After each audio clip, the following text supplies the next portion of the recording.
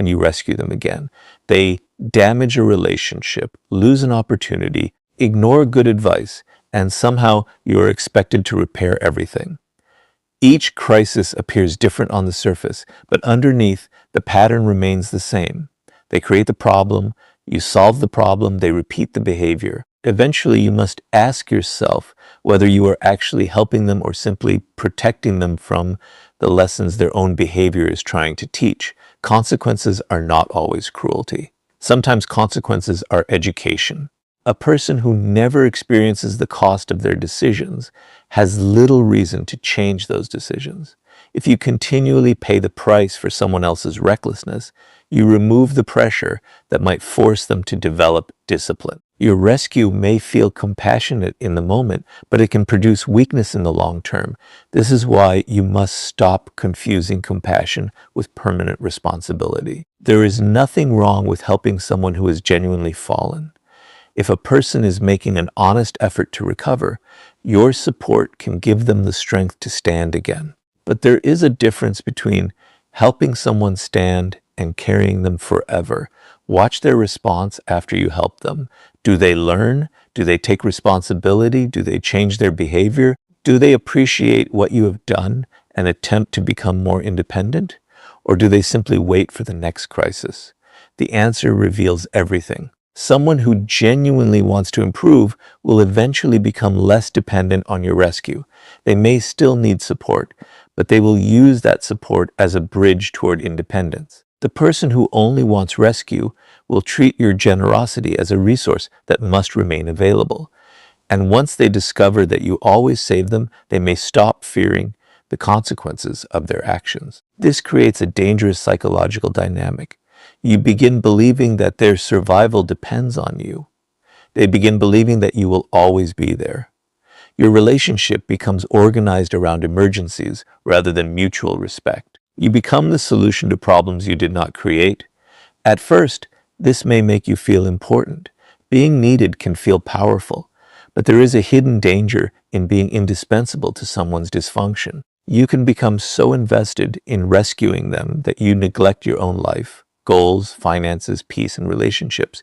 You begin paying a price for decisions that were never yours. The wiser approach is to offer responsibility instead of rescue. Give advice when appropriate. Offer a genuine opportunity. Provide temporary assistance when there is a legitimate reason. But make sure the person carries their own weight. Let them participate in solving the problem they created. If they refuse, step back. This is not abandonment. It is recognition. You cannot build another person's character by constantly protecting them from consequences. Sometimes the most useful thing you can do is allow reality to become their teacher. Remember, helping someone once can be compassion. Repeatedly saving someone from the same self-created disaster can become participation in their destruction. Now the difference, and protect your own strength while you help others rise. Trust is one of the most valuable forms of power you can give another person, because when you trust someone, you give them access to things that the rest of the world cannot see.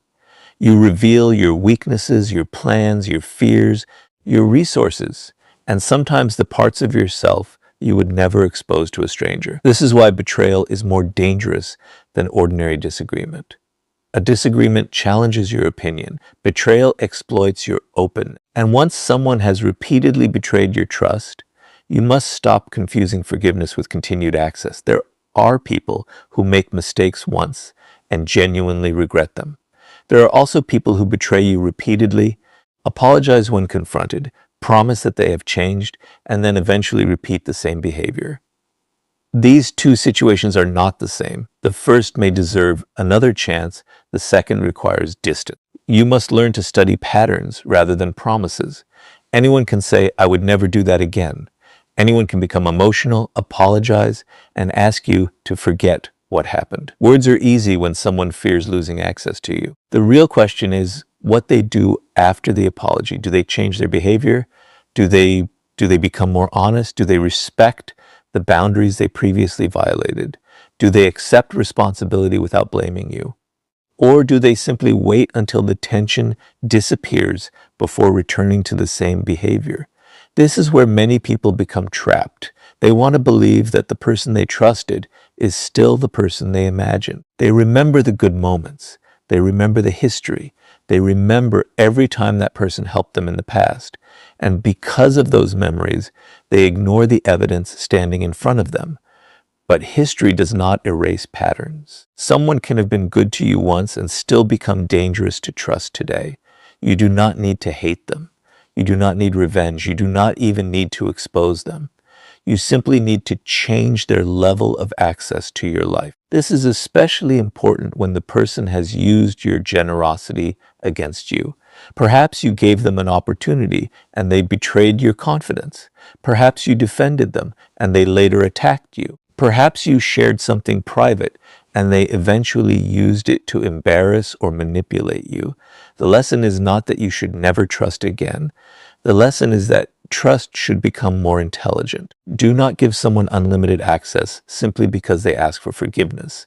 Let their behavior earn it back slowly, if it can be earned back at all. There is a difference between forgiving someone emotionally and trusting them strategically. You can release your anger without giving that person another opportunity to harm you. You can wish someone well while keeping them outside your inner circle.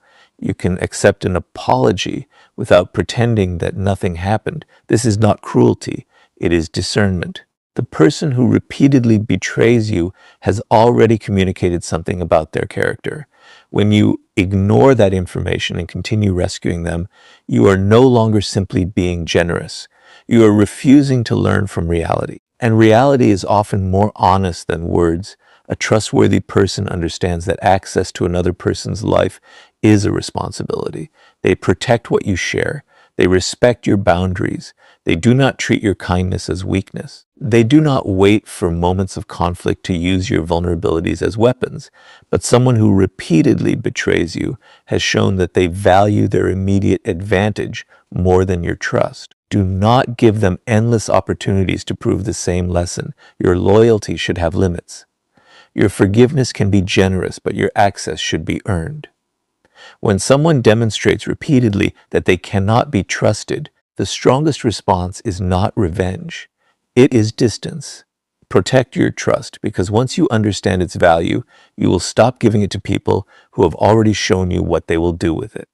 There is another kind of person you must learn to recognize before you keep giving them your time, resources, and protection. The person who only appears when they need something from you. They may call you a close friend, speak warmly about your importance, and make you believe that the relationship is meaningful, but their behavior tells a different story. When everything is going well, they are difficult to find. When they need money, advice, a connection, a favor, a place to stay, emotional support, or someone to solve a problem, suddenly they remember exactly where you are. This pattern is easy to miss because people naturally want to believe that their relationships are genuine. You remember the conversations, the laughter, the history you share, and the moments when you helped each other. But a relationship should not be measured only by how someone behaves when they need you. It should also be measured by how they behave when you need nothing from them and they need nothing from you. Watch what happens when there is nothing for them to gain. Do they still contact you? Do they ask how you are doing? Do they celebrate your progress? Do they offer support without being asked? Do they remember the things that matter to you? Or does the relationship become silent until another problem appears? The difference between friendship and dependency is often revealed in these quiet periods. A person who genuinely values you wants your presence, not simply your resources. They may ask for help, but they also understand that you have your own responsibilities. They do not make every conversation about their crisis. They do not treat your generosity as an unlimited supply. They understand that your time, money, energy, and knowledge belong to you, but the person who sees you primarily as a resource behaves differently. They may become unusually friendly when they need something. They may remind you of how long you have known each other before making a request. They may make you feel guilty for saying no. They might say, "I thought I could count on you," as though your refusal is a betrayal. This is where you must be careful. Being able to help someone does not mean you are obligated to help them every time. Your resources are not public property simply because you have more than someone else. Your kindness does not create a permanent debt, and your past generosity does not guarantee future access. Sometimes the most revealing test is to say no.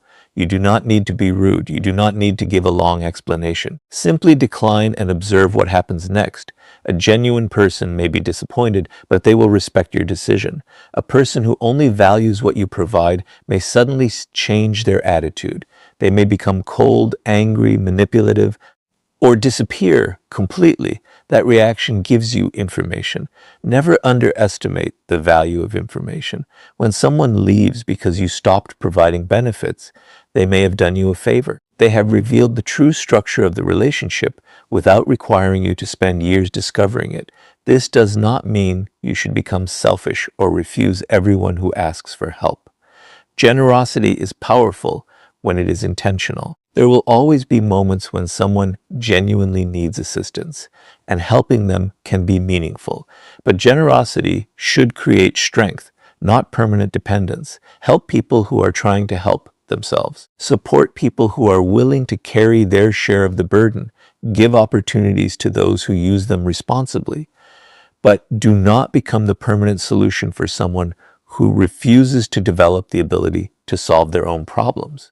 Your resources should strengthen relationships, not define them.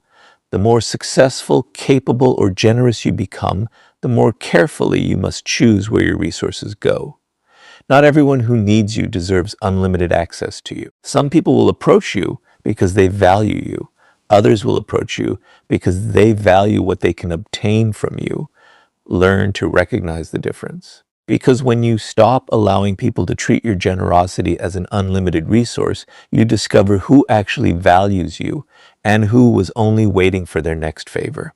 There is a particularly dangerous kind of relationship you must learn to recognize.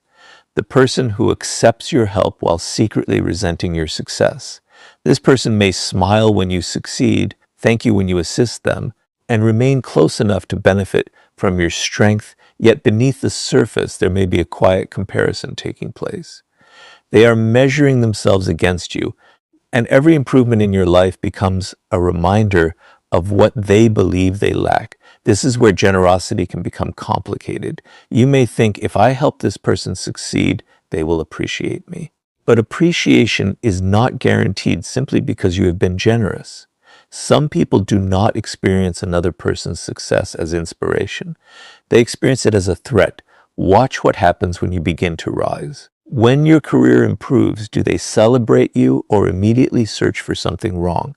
When you accomplish something difficult, do they congratulate you or explain why it was not as impressive as you think? When you become more confident, do they encourage that confidence or remind you of every mistake you made in the past?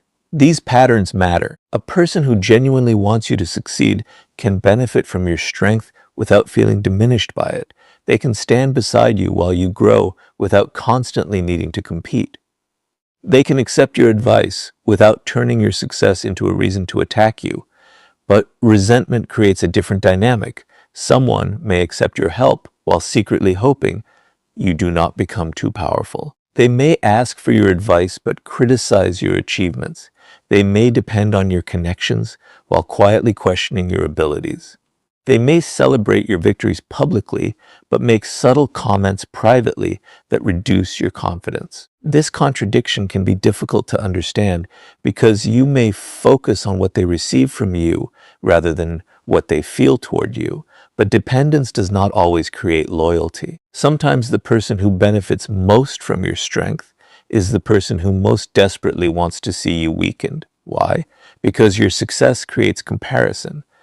Your progress becomes evidence of their own lack of progress. Your discipline reminds them of their inconsistency. Your confidence exposes their insecurity. Your opportunities make them aware of opportunities they never pursued.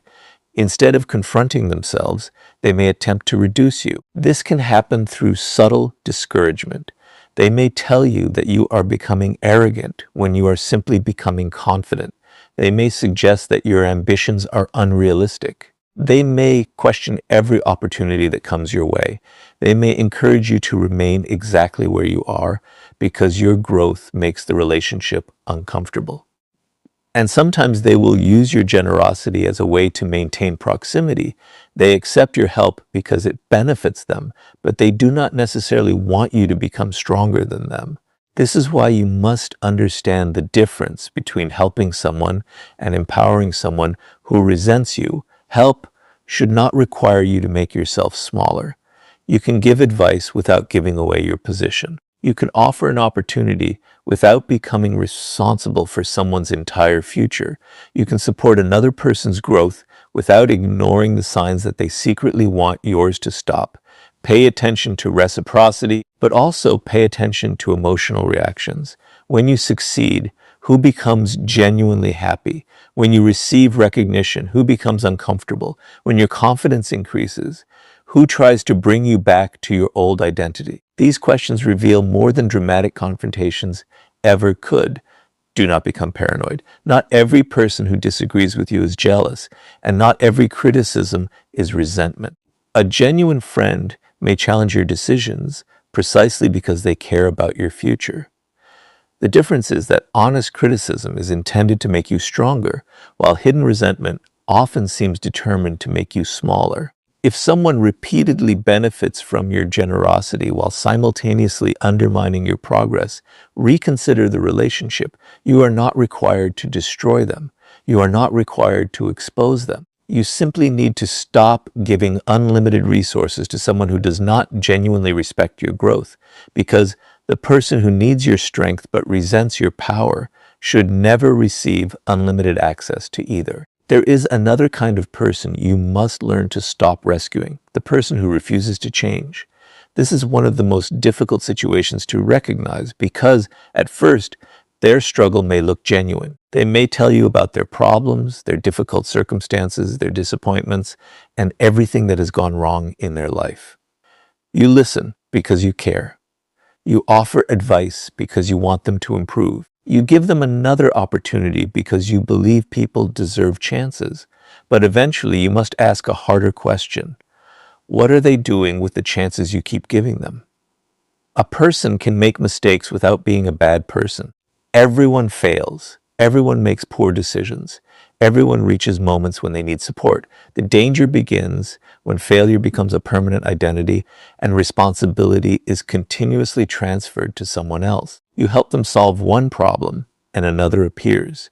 You give advice and they ignore it. You create an opportunity and they waste it.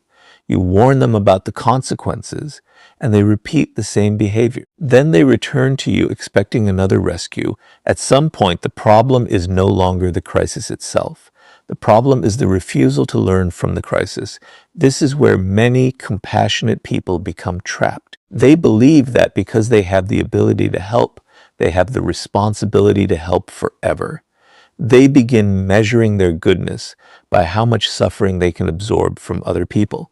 But your ability to rescue someone does not make their problems your responsibility. There is a difference between supporting someone who is trying to change and protecting someone who has decided not to. The person who genuinely wants to improve may stumble repeatedly, but you will see movement. They may make mistakes, but they take responsibility. They may fall, but they attempt to stand again. They may need assistance, but they do not expect you to carry them indefinitely. That effort matters. The person who refuses to change behaves differently. They explain why nothing is their fault. They blame their circumstances, their family, their friends, their employer, society, or anyone else available. Every solution you offer is rejected because they are not really searching for a solution. They are searching for relief without responsibility. And if you continue providing that relief, you may unintentionally strengthen the very behavior that keeps them trapped. Sometimes consequences are the only language a person understands. If someone refuses to manage their money, eventually they must experience the consequences of irresponsible spending.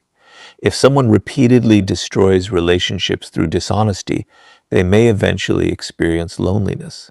If someone refuses to work toward a goal, they may eventually face the reality of remaining where they are. You do not have to make those consequences worse, but you do not always have to prevent them either. This requires emotional strength because watching someone struggle can make you uncomfortable. You may feel guilty. You may think, if I could help, why wouldn't I? But there is another question you must ask. Will my help actually help them become stronger, or will it simply allow them to remain the same? That question protects you from becoming trapped in endless rescue. Your responsibility is not to save everyone from every consequence. Your responsibility is to use your strength wisely, give advice when it can be useful, offer opportunities when someone demonstrates commitment, support genuine effort, encourage responsibility. But when someone repeatedly refuses every path toward change, step back, let reality teach what your words could not. You cannot want someone's transformation more than they want it themselves. And if you keep sacrificing your peace, resources, time, and energy for someone who refuses to change, eventually their stagnation becomes your burden. Compassion should give people the opportunity to rise, not permission to remain permanently dependent. Sometimes the most powerful help you can offer is to stop rescuing and allow a person to finally become responsible for the life they have chosen. The final lesson is perhaps the hardest one to accept. Never sacrifice yourself completely to save someone who would not do the same for you. There is a difference between loyalty and self-destruction, between compassion and dependence, between helping someone and allowing their problems to consume your life. You may have a strong sense of responsibility toward the people you care about, but responsibility has limits. The moment helping another person requires you to destroy your own peace, reputation, resources, future, or stability, you must stop and ask whether your loyalty has become a form of self-betrayal. Many people confuse being needed with being valued. They believe that if someone depends heavily on them, the relationship must be meaningful. But dependence is not the same as loyalty. Someone can need your money, your connections, your protection, your attention, or your emotional strength without genuinely caring about what happens to you. This distinction becomes clear when you are the one in trouble. Imagine that you have spent years helping someone. You answered their calls, defended them, gave them opportunities, listened to their problems, and stood beside them when others walked away. Then one day you need support yourself. You ask for something reasonable, and suddenly they become unavailable. They have excuses. They are too busy. They cannot help. They disappear. That moment can reveal more about a relationship than years of promises. Do not ignore it. Reciprocity does not mean keeping a mathematical score of every favor. Genuine relationships are not transactions where every act of kindness must be immediately repaid. There will be times when you give more, and there will be times when the other person gives more. But over time, there should be some evidence that your loyalty matters to them. If you are always sacrificing and they are always receiving, the relationship is not balanced. An imbalance becomes dangerous when the person expects you to sacrifice even more. They may ask you to risk your reputation for them. They may expect you to lie on their behalf. They may demand financial help that threatens your own stability. They may expect you to abandon your goals to solve problems they created. They may use guilt to convince you that refusing them means you do not care. This is where you must become ruthless about responsibility. You can care about someone without taking responsibility for every consequence of their choices. You can love someone without allowing them to destroy your peace. You can forgive someone without continuing to rescue them. You can support someone without sacrificing your entire future. The strongest people understand that boundaries are not evidence of selfishness. Boundaries are evidence that you understand the value of your own life. Your future deserves protection too. Every resource you give away has an opportunity cost. Every hour spent solving someone else's repeated crisis is an hour removed from your own development. Every unnecessary conflict you absorb drains attention that could have been invested in building your future. Every financial sacrifice made for someone irresponsible can create instability in your own life. This does not mean becoming cold. It means becoming strategic. Before you rescue someone, ask yourself a simple question. If I give this person what they are asking for, will it genuinely help them become stronger, or will it simply make their dependence on me deeper? Then ask another. Would this person make a similar sacrifice for me if our positions were reversed?